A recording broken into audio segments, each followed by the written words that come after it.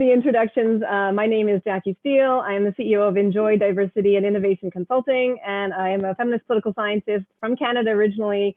And today is my distinct pleasure to introduce 5 incredibly inspiring voices and individuals who I've had the pleasure to get to know as a part of the Enjoy Diversity and Innovation Thought Partner Network. And we are trying to move the dial on building out greater diversity, inclusion, equity, and of course, innovation for humanity in this time of a global pandemic, and also thinking through how we can support all organizations from governments to bureaucracy to universities and corporations on how to build out a better human family. Social diversity, of course, is key to being good Samaritans, good neighbors, and to being in solidarity with one another across all of our unique differences that in fact are the drivers of creativity and the drivers of innovation and the drivers of potential. And so this is, as I said, a pivotal moment in human history amongst a global pandemic. We're going to think about freedom. We're going to think about well-being today collectively, not only as our human family, but also how we think about that for sustainability of our planet. And that means thinking and taking seriously this modern democratic experiment of self-government, of socio-economic cooperation and sharing together, of gender equal partnership, and of partnership across all of our diversities. And the diversities really are key. So the dawn of diversity today, I am so pleased to introduce 5 panelists. We have Mana Tanaka, who is from Japan. We have Pele Vankujovi, who is going to be speaking and is bringing identities both from Ghana and also from Japan. Josh Grisdale bringing identities from Canada and Japan. We have Emily Larcom bringing identities from both the UK, Spain and Japan. And we have Jake Sika, who is bringing identities from Canada and all that also he is involved with on other fronts. And you'll notice that these panelists are so unique in that they bring multiple identities to the fore, and they bring and they embody what we think about in terms of the conception of intersectional diversity. We are all about 10 things at the same time with all of our different identities, our gender, sexual orientation, ethno-cultural, linguistic, religious, nationality. We're parents, we're mothers, we're fathers, we are community activists, we are professors or researchers or change agents in government. We are in all of different walks of life. All of that enriches our radical individuality. All of that is in what ways what is going to move the dial for our human family. So without further ado, I want to launch and think about with these 5 beautiful voices for change. And I will ask them to begin by situating their work within the conversations on diversity and social justice, and how in some ways their work is inspired by their own individual creative energies and diversities. So I would like to begin with hearing from Josh. May I begin with you to invite you to introduce yourself and your work here in Japan? Sure, thank you very much. So my name is Josh, and as Jackie mentioned, I'm originally from Canada, but as you can tell from my background here, I'm in the storage closet of a Japanese office at the moment.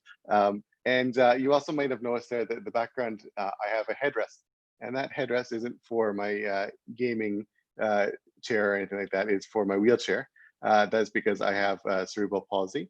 And because of that, I need to use a wheelchair to get around wherever I go.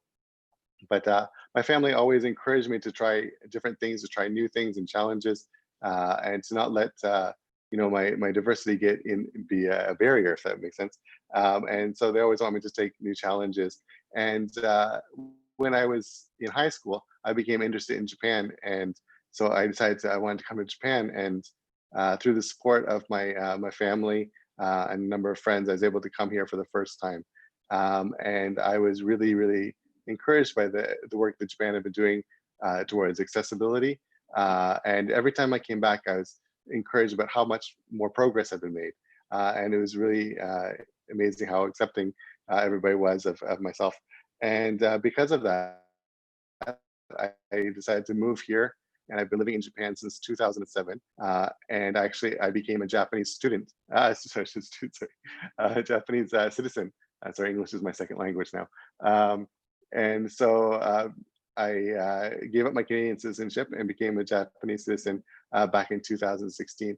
And I think, we hear a lot of other countries not being accepting of people with disabilities as immigrants, adding extra barriers. Even unfortunately, in my former country of Canada, you hear many stories of people who have disabilities not being able to become citizens because of their disability.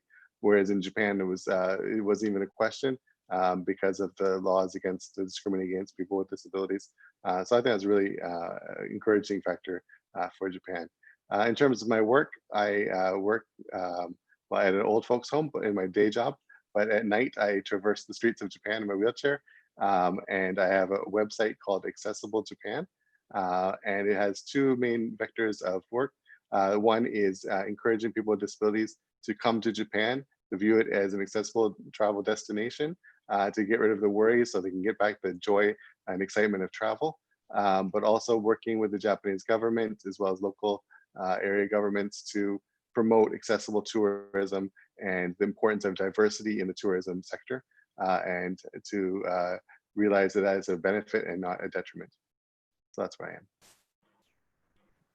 That is so exciting to hear from you, and also in some ways perhaps a little bit disappointing as a fellow Canadian, thinking that that could be a barrier to immigration. And so interesting to learn about how on this particular facet, Japan is perhaps leading the way on immigration or allowing and fighting discrimination against people with disabilities. And I think your work building out those potentials for, of course, people with disabilities to be tourists and consumers and travelers, and to throw off those and challenge those stereotypes that somehow that would not be part of the normal experience of having these aspirations. So thank you for sharing that. And wonderful. I would love to now call upon Emily Larcombe, who will be speaking to us as a documentarist in her artist hat, among other things, to share about sort of the experiences and what we need to be mindful of when we think about Japan. What are the other pieces of cultural diversity in Japan that we maybe forget about? Emily, can you talk to us about that? Yeah, thank you so much, Jackie, for putting together this wonderful panel. It's an honor to be speaking alongside such inspiring people from all over the world. Yeah, so I'm speaking to you now from Japan, but I actually grew up in Europe, mostly in the UK. And being a mixed race individual, I think these questions of diversity have always been quite salient to me. However, in Europe, I think the conversations surrounding diversity are increasingly being associated with innovation, and it's quite a positive conversation. But coming to Japan, I encountered, I think there is always this discomfort surrounding diversity, but I've encountered a little bit more of it. And part of my journey to Japan was to understand more about my Japanese side, understand my Japanese family. And this led me to conversations with my family in Okinawa. And through these conversations, I understood a little bit more about the indigenous identities of Japan, something that I wasn't so aware of before. And I really didn't have a very good understanding of it before, and I realized that this is the case with the majority of Japanese people. It's seen as a very homogenous country, when in fact there are actually quite a few indigenous languages and identities.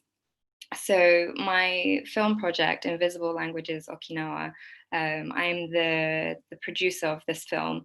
It's a film that documents the everyday lives of people in Okinawa and their relationships to the indigenous languages. In the media, Okinawa can be seen as some very touristy, a paradise, somewhere to go on holiday. It's kind of exoticized, if anything, and it's kind of become commercialized. So it's a documentary that kind of goes under that and really tries to get down to the everyday lives and document the relationships that these individuals, that different generations have with the languages, to get to the crux of the problem and to the lived reality of diversity in Japan. Thank you, Emily. And I think it's so fascinating for me to learn from you about, your journey into your Japaneseness, maybe the challenges of having that honored and recognized when you're in Japan, although it probably was quite, acknowledged back home, perhaps in the UK, where people would see your Japaneseness, but then arriving in Japan, that being sort of not as prominently embraced and recognized, and sort of being seen as an outsider, perhaps part of your identity as mixed race and mixed heritage. But also then to do this deep dive to explore these indigenous Okinawan roots in the Ryukyu Kingdom and the lost languages out of Okinawa. And I loved how in the documentary we see sort of the ways in which using that language was punished. Children were punished for speaking their mother language, right, in schools, because they were supposed to speak the Japanese standard language. And so how do we slowly, through our practices that are kind of toxic, how do we kill off these wonderful parts of ourselves and of our cultures that in fact are a source of creativity and enrichment? And that really struck home for me when I watched that part of the documentary, and I encourage others to really take a look at this documentary. It's exciting. And on that note, I would like to now invite Pele to speak about his relationship and his work and what passions you.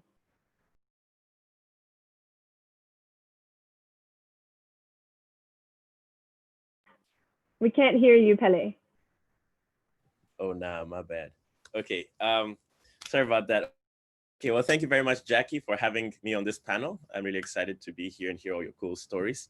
My name is Pele Vonkujovi. I'm half Ghanaian, half Japanese, or double Japanese, double Ghanaian, however you like it. So my mom's Japanese, my dad's from Ghana, and I grew up in Ghana for about 16 years. I was born here, but I left when I was 9 months old. In Ghana for 16 years, and then I moved around a bit. And then I came to Japan last year. So I've only been here about a year.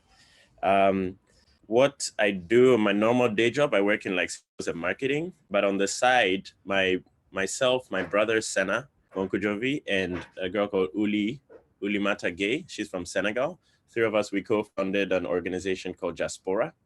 And what Jaspora is, it kind of stands for Japan Africa Diaspora. And what we do is we're basically a networking platform for the African diaspora and their allies in Japan. And by allies, I mean people who are interested in Africa, who have a passion to do some work with Africa, want to learn more about it. And so we create a space for these kind of people to network in a relatively informal manner, because there's a lot of Africa-related events in Japan. A lot of them are run by Japanese, like mostly Japanese people, and then like Africa, this and that. But then we wanted to create an African-led organization that is very Afrocentric. So a lot of our topics are about Africa. We cover topics like development aid, Afro-Asian fashion fusion, Black solidarity, climate change in Africa, like a lot of different topics. And we used to do monthly events. Corona slowed it down a bit, but we're doing webinars now. And basically it's a space for people to come together, form relationships, human connections, and have share information, share network. And the goal here is to kind of mobilize the community to contribute to developing a sustainable and dignified Africa. That's our mission, Jaspora, and so far it's been really fun. I think it's kind of helpful because there's a lot of times where in Africa, I mean, in Japan, there's a lot of Africans here and there, but there wasn't a lot of spaces where people can come together. It's either organized by, like, before TICAD, you had like JICA's doing some stuff, JETRO's doing some stuff, and African embassies are doing little things, but there wasn't many frequent events where people can come and actually meet and get to know each other, and various different generations, so many different countries come to our event. So yeah, it's been a really fun journey, and we're very grateful for everyone who's been a part of us growing. Yeah, basically that's what we do, and yeah. Wonderful, and I think you really hit home on the operative word of having it be a space for African-led organizational determination and power around defining, a Pan-African solidarity and identity, or sharing the diversity of African identities as they are expressed and in Japan existing.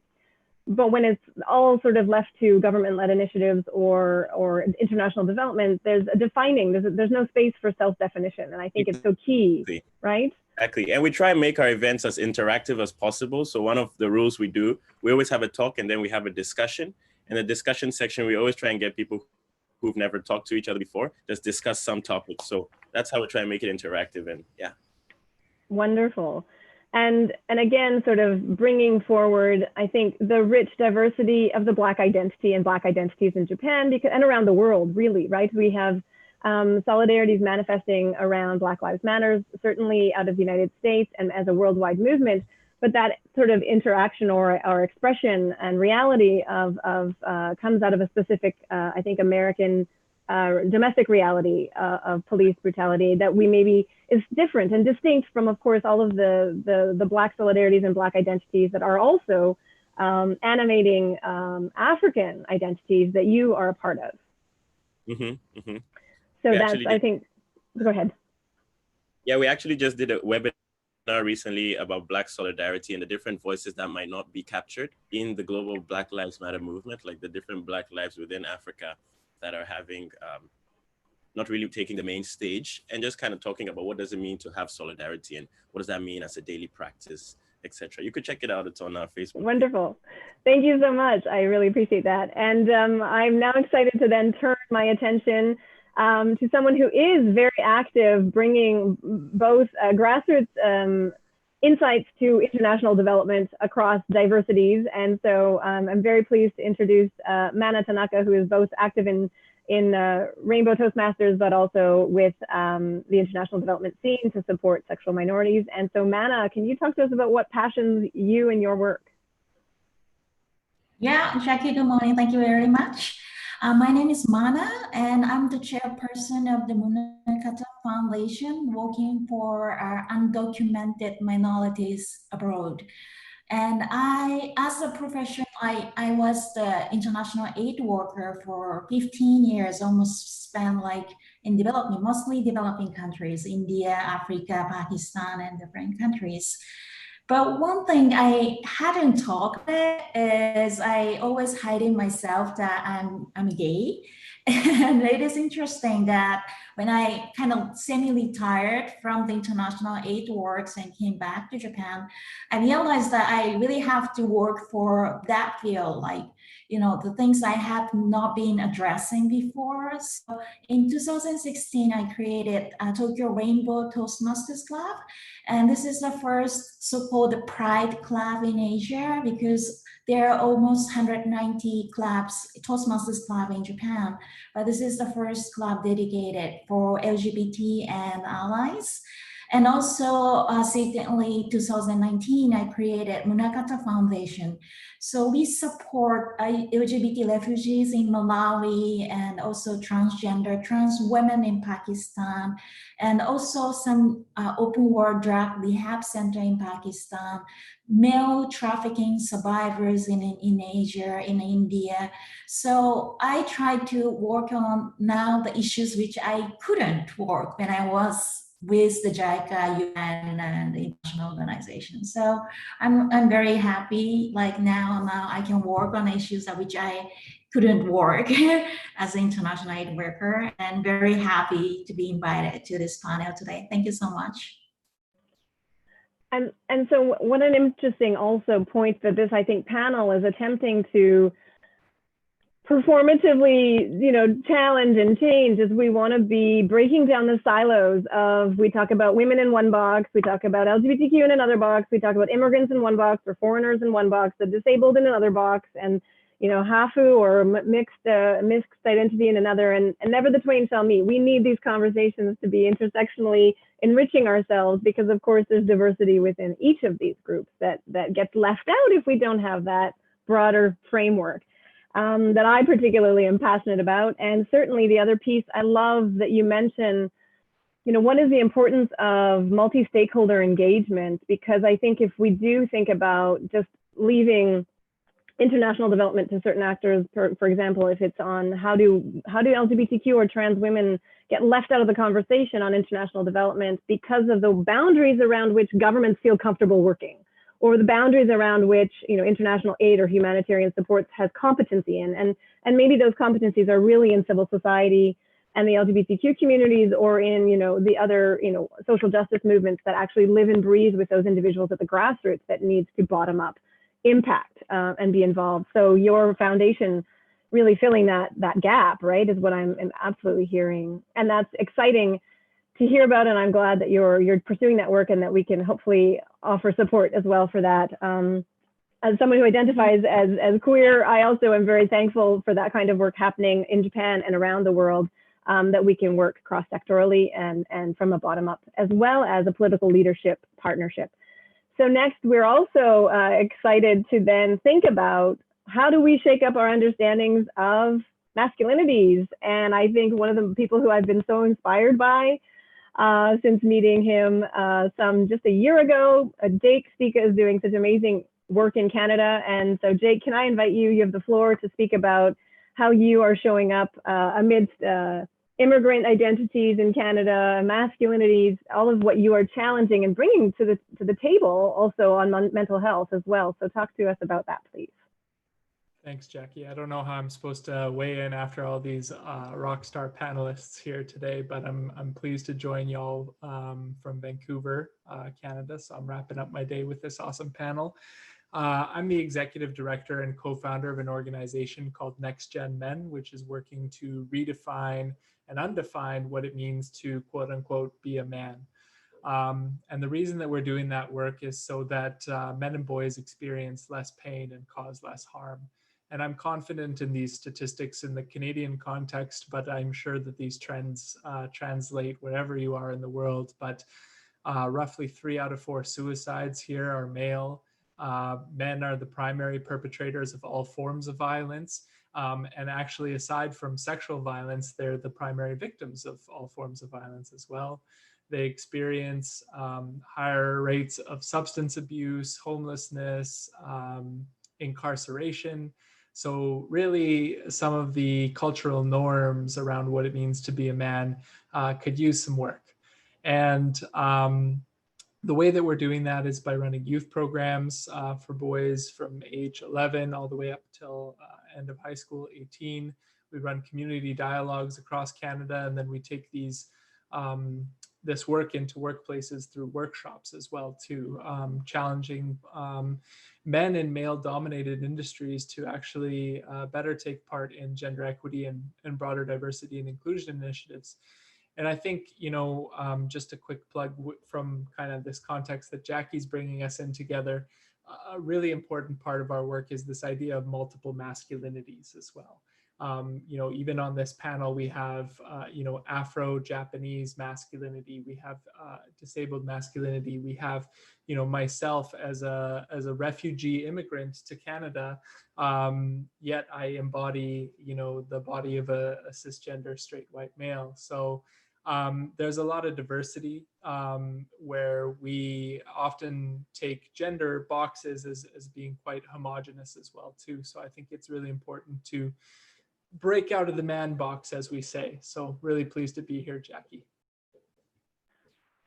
Wonderful. And I think when you think about, you know, the UN He for She campaigns or the efforts to bring men as partners for gender equality and equity and in diversity, I think organizations that are, again, to think about Pele's comment on having an African-centric and African-led space in Japan, you know, for I think so many years, having been within feminist movements worldwide, so excited to see men-led, you know, gender equality movements that are working to build out greater liberation and freedom and emancipation for women and men together in partnership. And really, like you mentioned, harnessing the diversities and honoring the diversities of women and honoring the diversities of men, and also carving out space for non-binary individuals.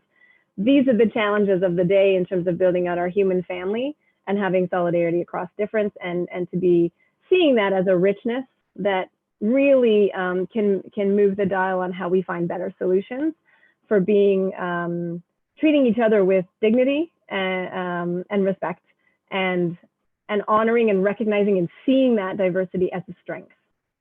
So in our next question I have for the panelists, I'm opening up perhaps a little bit broader, because of course the Global Summit is interested in thinking about the SDGs more broadly, and how do we build out not only sustainability of our human family and all of its social diversity, but also how do we build out planetary sustainability, whereby human beings don't keep putting themselves narcissistically in the middle of the equation to say that everything else, revolves around the human family, when really our thriving and our ability to survive is so interdependent with the thriving of our planet and of Mother Earth.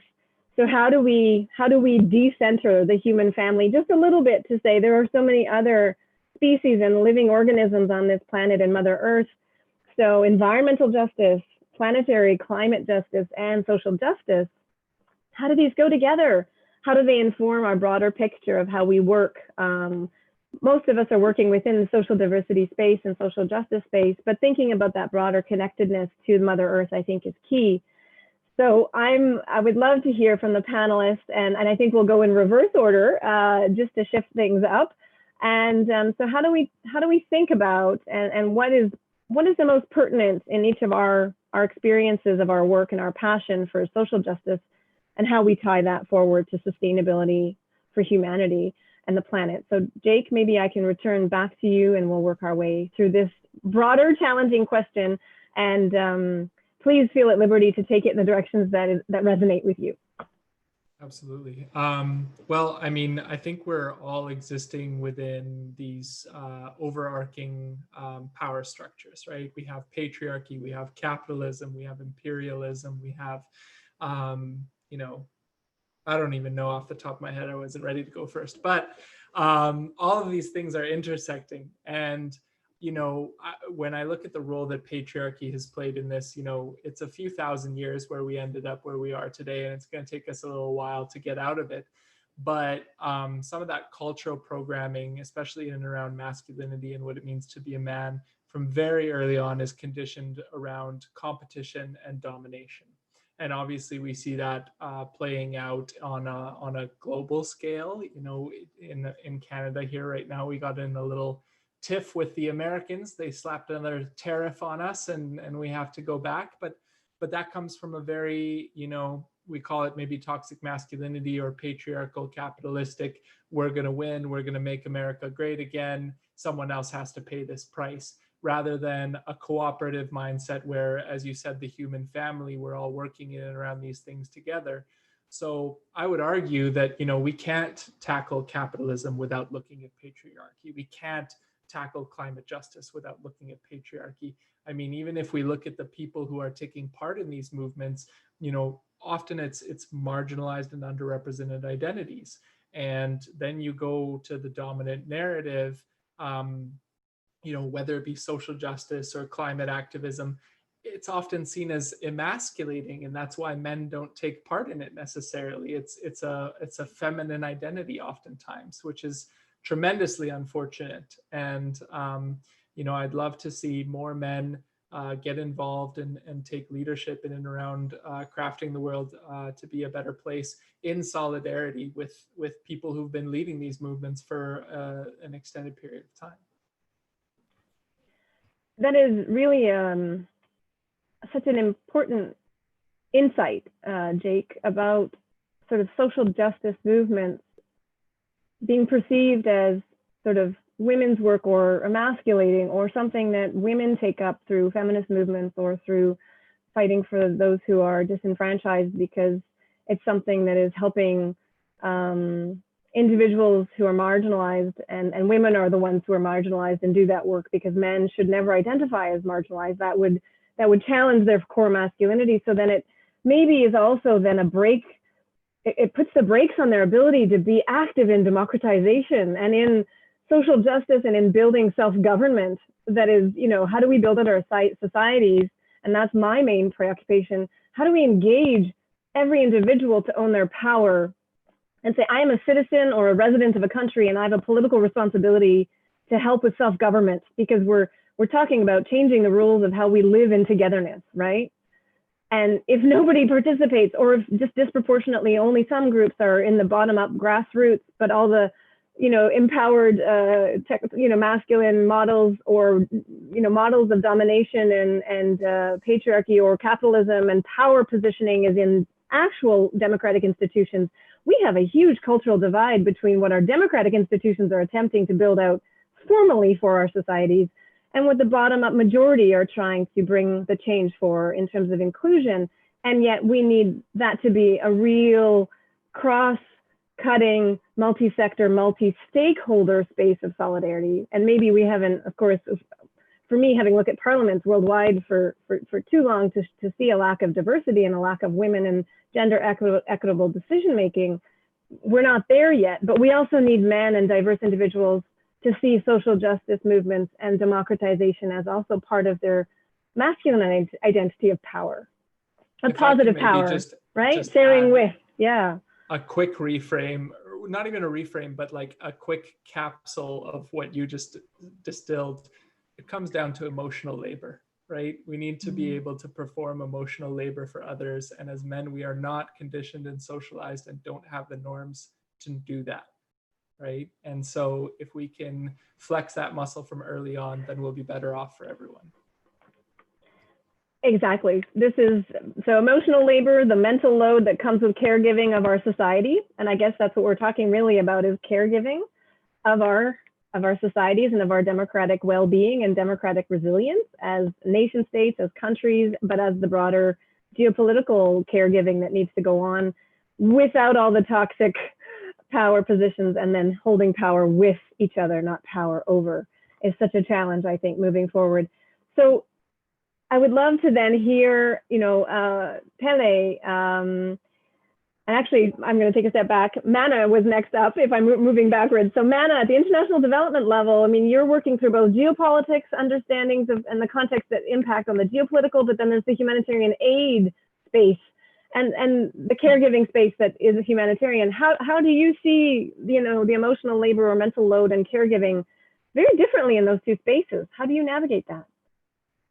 Yeah, actually, what I wanted to talk about is like this SDGs that itself, even though it doesn't address the sexual minority issues like sexual orientation, gender identity issues, but they put the protocol about the gender equality, and depends on how you define the women, male, female. Because in Asia, in India, Pakistan, Nepal, if you apply for the visa, there's always male, female, others. And they already registered a third gender, and it has been there for 1,000 years. So if you consider those trans women or transgender person as the part of like the gender equality, then there are a huge number of people who really need to be addressed, need to be saved. And second, I think, global climate change is something so real and so harsh upon those people, especially vulnerable, so including sexual minorities. So we support the LGBTI refugees, we support trafficking survivors, but on top of this COVID-19's lockdown, that they now have to face the cyclone, seasonal rains, unseasonal summer, all these things affected their cultivation and agriculture. So everyone and every part of the world working towards the poverty alleviation, all of us are facing a huge amount of problem, which we hadn't had for 20 years ago because of the global climate change. So whatever the issue you're working on, I think as long as you are putting your footstep on the developing countries, that you really have to work on and think hard about the climate change and how to put the people more resilient to the disasters and crisis and change. So I think it's becoming a huge issue for everyone, and in climate, the environment issues is something serious that we need to deal with.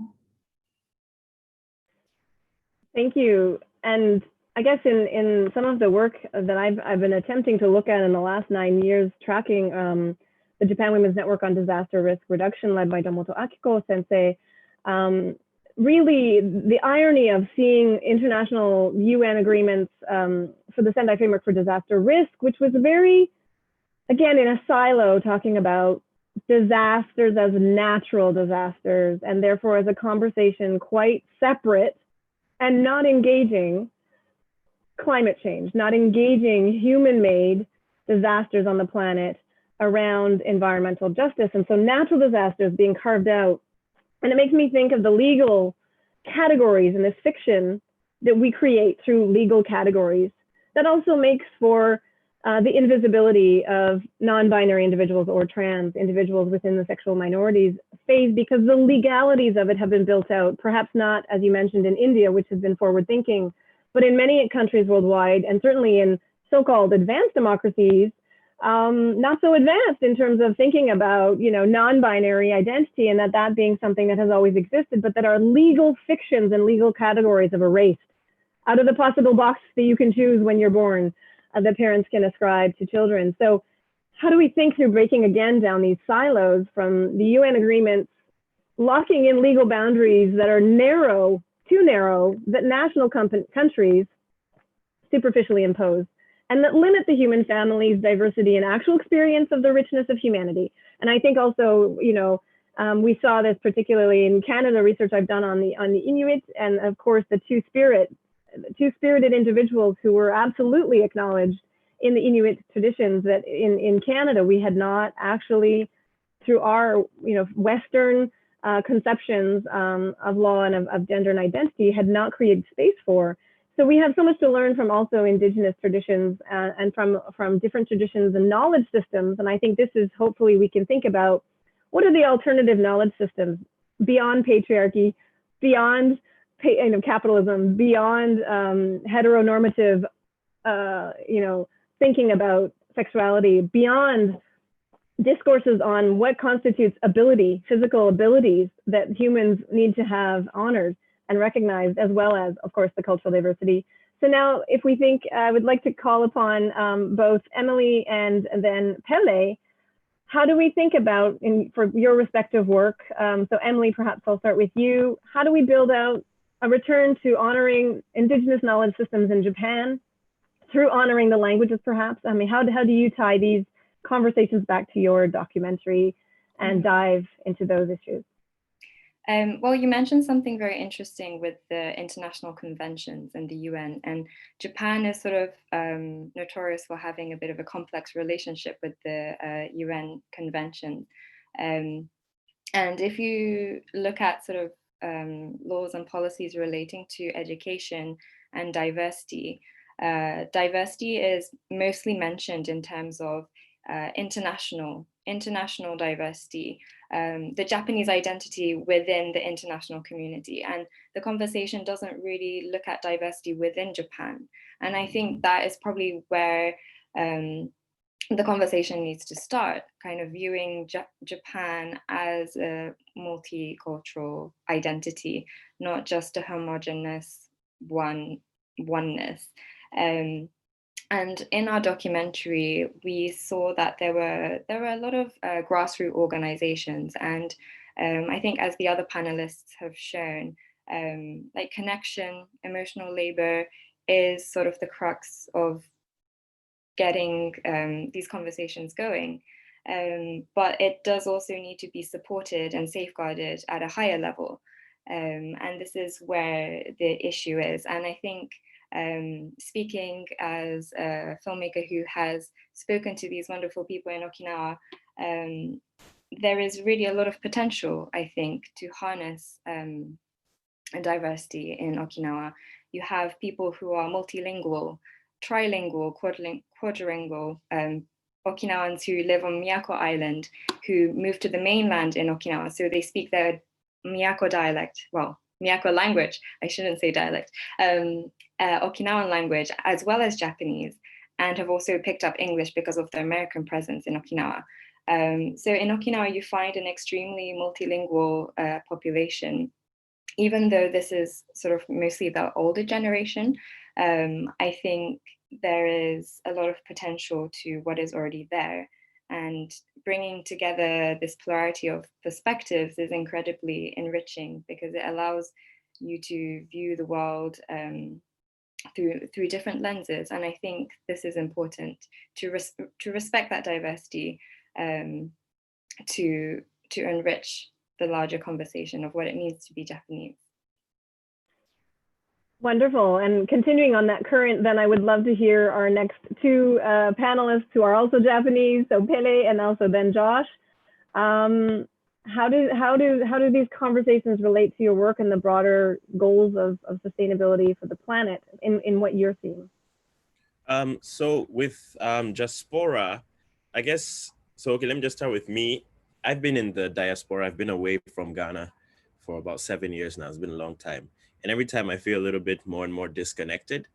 And there is a lot of brain drain and like a lot of African countries where a lot of like I'm not saying I'm the bright talent, but a lot of good talents go out of the continent and then they're working somewhere else and not really contributing, right? Maybe they're giving some remittances, but I noticed that the further away I am from the continent, the more I feel disconnected. And that's why I wanted to have like the opportunity to somehow play my role. So like Jake was saying, find your own power, understanding like, yes, I might not be in Ghana, so I don't fully have my feet on the ground and know exactly what's going on. But then by virtue of being out here, perhaps in Japan, there is some access to resources, information, funding, technologies, whatever it is that I might have, and actually finding that power to try and see what can I do from being all the way out here. How can I contribute still to my home country and feeling that sense of responsibility? That's kind of what we're trying to do with Diaspora. So first, we're trying to inspire people to understand that being in the diaspora is a unique position that you can utilize and harness some kind of energy and do something good for the continent, right? So creating, and with Diaspora, we're not necessarily right now focused on any specific SDG. If anything, I think it's the last SDG, I think it's 17, which is partnerships for the goals. Partnerships for the goals. So it's basically connecting people, because in Diaspora, we're in the business of connecting people. So whatever it is, kinds of projects, what we want to do in Japan, any kind of activities that Japanese people want to do with Africa, or some African countries want to work with Japan, we want to be a platform that can help connect people, right? Connect activists, connect educators, industry experts and professionals to be able to have more voices or more diverse voices of stakeholders being part of like the designing process and also implementation of different projects is kind of what we're trying to get at too. And basically our vision is kind of to become one of the biggest Afro-Asian network of people. And there's a lot of different people doing similar things. So we're working on partnering with similar organizations like Diaspora in China right now. They're doing some great work out there. And hopefully just to continue to grow this network and have this ecosystem of information, resources, network, yeah, that can promote other SDGs, yeah, and facilitate it. Excellent. And I do think like this is the work of coalition building, right? This is the chance to say you can build African identities and diaspora community working with each other around the world to build out these solidarities across all of the internal diversities of those African identities. And I do think those intersections also in terms of being insider, outsider. And from my perspective, and as you know, sort of someone who's been thinking about democracy and enriched with conversations from, you know, diversity feminist theory and philosophy on how is it that living sort of on the margins sometimes, I mean, we're all sometimes marginalized and sometimes in a position of the center. And I think depending on our identity in question in a specific context, we're either in the center for some things, we're on the outside for some parts of our identity where we're not sort of the main voice. And that insider-outsider movement, actually, I feel, and I would say Iris Marion Young theorized that is a privileged space of critical distance, that we can step away from what is the dominant norm and go, yeah, but that doesn't jive with my experience of humanity, of selfhood, or of my diversity. So then you think a little bit more skeptically about it to say, that's true some of the time. Probably not true for everybody. Let's not universalize and create a stereotype, because that's only true for part of the time. And a lot of things pass for it if it's the same for everyone. And that discourse or that sort of stereotype creates these boxes that traps all of us from having freedom. So that insider-outsider, what is the insider-outsider unique competitive edge, if you want to talk about it in economic terms or in social justice terms, creating this, you know, that critical distance where you can see that that's not the case and that there's actually other realities that need to be brought in and other voices. Who do we need to bring in to get that diversity to really speak for humanity? Because it's an incomplete picture without all of those pieces. Yep. And on that note, Josh, I mean, you're at these intersections too of challenging and bringing in voices of the diversity of disabilities and different abilities of humanity in your work, so that the economy in Japan supports adequately the ability for all, you know, individuals in Japan to travel freely and enjoy these base experiences that so many of us completely take for granted as our mobility right. but you're looking at a different sort of view of diversities that need resonance. So how do you also work on those issues while thinking about how that helps sustainability for not only Japan and the Japanese economy, but maybe at a broader scale? What you're doing is so pivotal to changing the conversation internationally, I would think, and that's why you're on this panel. Thank you. Yeah, I think, well, for myself with a disability, I love to travel, and of course, I love to go to World Heritage sites, and they're part of our shared heritage. But the vast majority of World Heritage sites are not accessible to me. So in a way, it becomes not part of my heritage. I can't take part in that in the same way that others can. And I think it's kind of interesting right now, particularly in the tourism industry, right, as we're dealing with COVID-19 right now.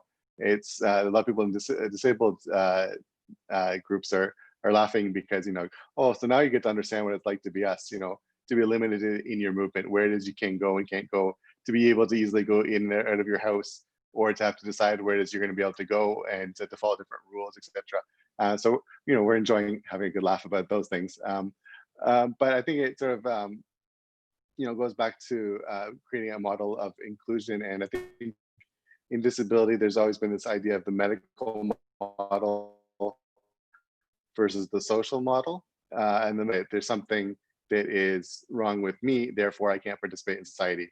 Whereas the problem is it's society that's made all these barriers, and therefore I can't participate. So if they put in stairs, and that's why I can't go. It's not because I can't go because I'm disabled. It's because they put in stairs. And so I think, right now, as we're looking into the tourism industry and COVID-19 and all these issues, there's been a lot of things that are also related to sustainability in terms of virtual tours, things like that, everybody to become a great equalizer.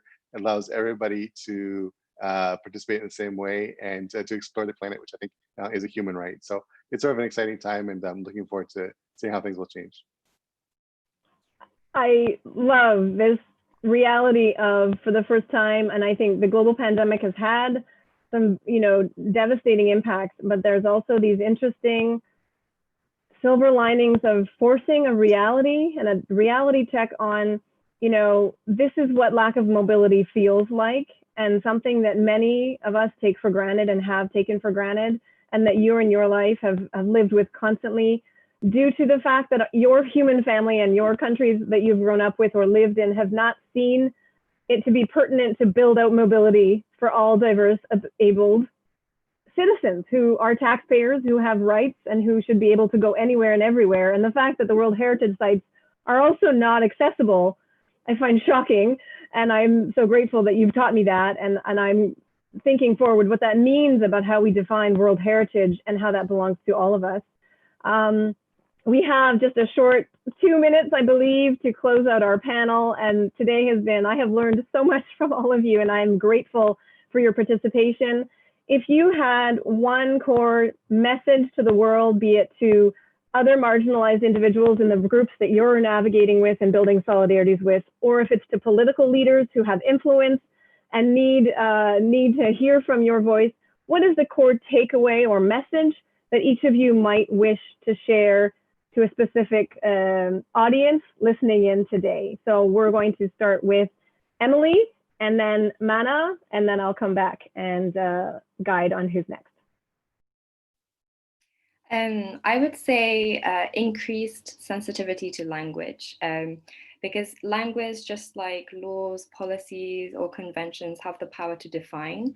So I think being aware of the language we use, but also language in terms of the diversity of languages.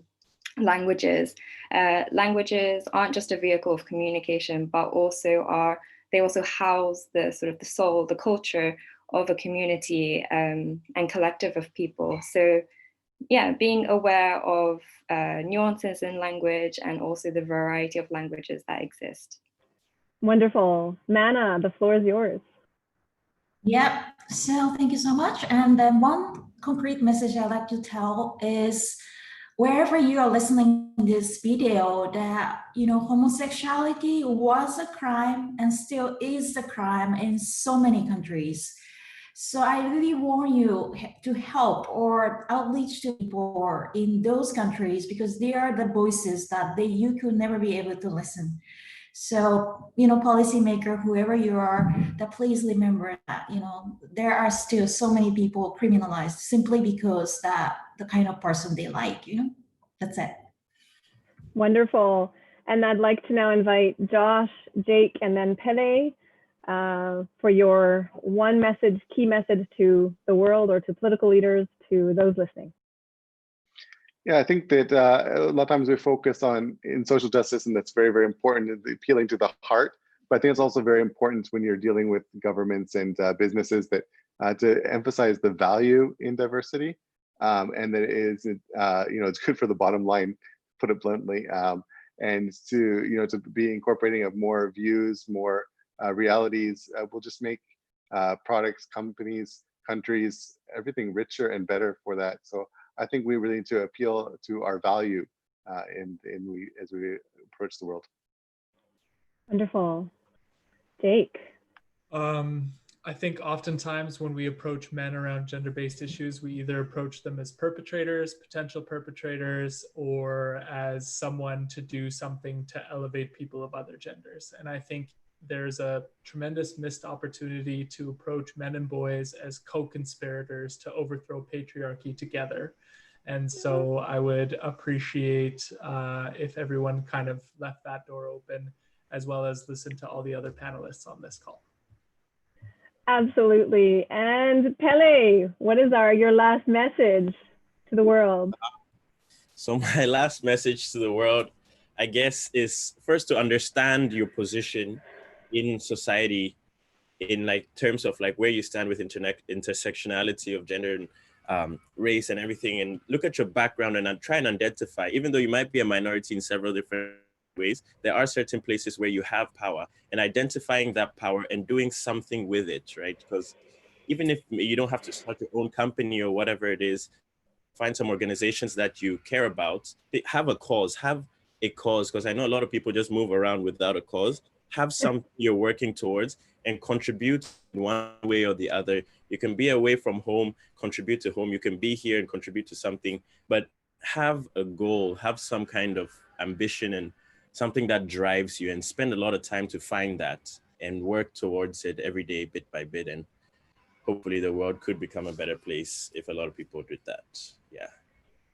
Fantastic. So I think our panelists have given us very clear marching orders on how we can be the change in our world, and bringing all of our intersecting diversities, our radical individuality that each one of us has, that builds out our unique voice, our unique experience, our empathy for those experiences that we can build, psychological safety and empathy, and do that emotional caregiving, as Jake talked about, with others across difference to build out solidarity in strategic co-conspiratorial efforts, right? We all can be allies together to be the change.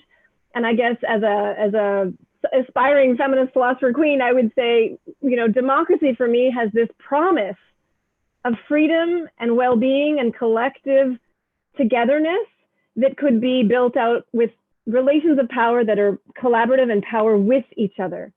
And so we're trying to move the dial on this new model and new knowledge system and new praxis of how we work together in equality amidst diversity because of our diversity, and that richness is our strength.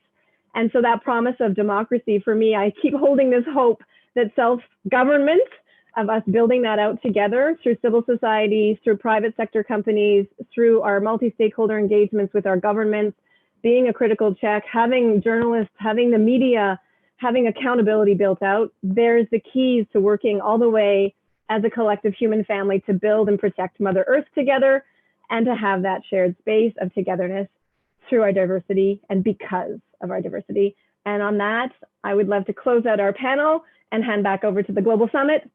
We're here showing up for the Global Summit 2020, hosted out of Tokyo. Thank you all of my panelists. Enjoy Thought Partners for your brilliance and for bringing your creative, individual, radical spirit and freedom, and search for freedom for not only yourselves, but all of those who you're working with around the world. So thank you, and back over to you, Rika.